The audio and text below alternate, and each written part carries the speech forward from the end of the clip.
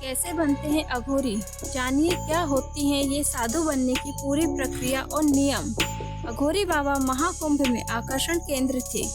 अघोरी साधु तंत्र साधना करते हैं। अघोरियों को डरावना और खतरनाक प्रकार का साधु भी माना जाता है। अघोरी बनने की पहली शर्त है अपने मन से घृणा को निकाल देना।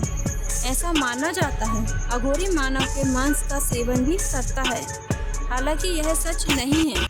ऐसा करने के पीछे यही तर्क है कि व्यक्ति के मन से घृणा निकल जाए। अघोरी बाबा कौन होते हैं और अघोरी बनने की क्या प्रक्रिया है, इस बारे में विस्तार पूर्वक जानते हैं। कौन होते हैं अघोरी? साधु संत जो तंत्र साधना में लीन होते हैं उन्हें अघोरी कहा जाता है। ये अक्सर तंत्र क्रियाओं को अंजाम देने के लिए शमशान के सन्नाटे में दिखाई देते हैं। अघोरी बनने की सबसे पहली शर्त है मन से घृणा को पूरी तरह से खत्म कर देना।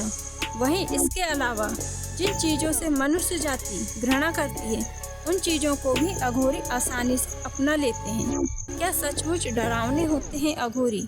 अघोरी नाम सुनकर ही सभी के मन में एक ऐसी तस्वीर उभर कर आती है जिसकी लंबी लंबी जटाएं हों, जिसका शरीर राख में लिपटा हो और जिन्होंने मुंडमालाएं गले में धारण की हों, माथे पर चंदन का लेप और उसके ऊपर उभरा हुआ तिलक हो।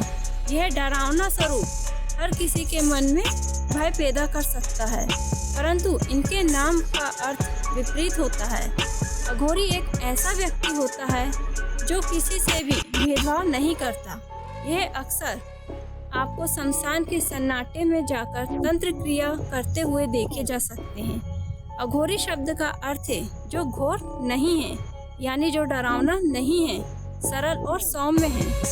अघोरी देखने में बहुत अलग और डरावने हो सकते हैं, हालांकि इनका दिल बच्चों की तरह मासूम होता है।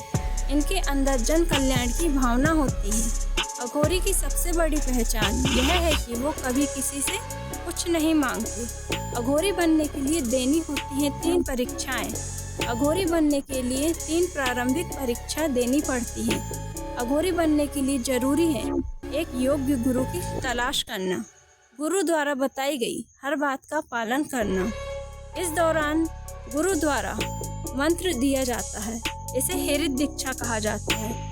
दूसरी परीक्षा में गुरु शिष्य को शिरित दीक्षा देते हैं। इसमें गुरु शिष्य के हाथ, गले और कमर पर एक काला धागा बांधते हैं। साथ ही अपने शिष्य का जल का आचमन दिलाकर कुछ जरूरी नियमों की जानकारी भी देते हैं। तीसरी परीक्षा में शिष्य को रंभत दीक्षा गुरु द्वारा दी जाती है। इस दीक्षा में जीवन और मृत्यु का पूरा अधिकार गुरु को देना पड़ता है। इस दौरान अनेक कठिन परीक्षाएं भी देनी पड़ती हैं। सफल होने के बाद गुरु को अघोर पंथ के गहरे रहस्यों के बारे में जानकारी देनी पड़ती है। भगवान शिव से जुड़ी हैं मान्यताओं के अनुसार भगवान शिव को अघोर पंथ का प्रणेता माना जाता है। कहा जाता है भगवान शिव ने ही अघोर पंथ की उत्पत्ति की थी। वहीं भगवान शिव के अवतार भगवान दत्तात्रेय को अघोर शास्त्र का गुरु माना जाता है। भगवान विष्णु, भगवान ब्रह्मा और भगवान शिव इन तीनों के अंश और स्थूल रूप से दत्तात्रेय ने अवतार लिया था। अघोर संप्रदाय में बाबा कानीराम की पूजा की जाती है। इस संप्रदाय के अघोरी भगवान शिव के अनुयायी होते हैं।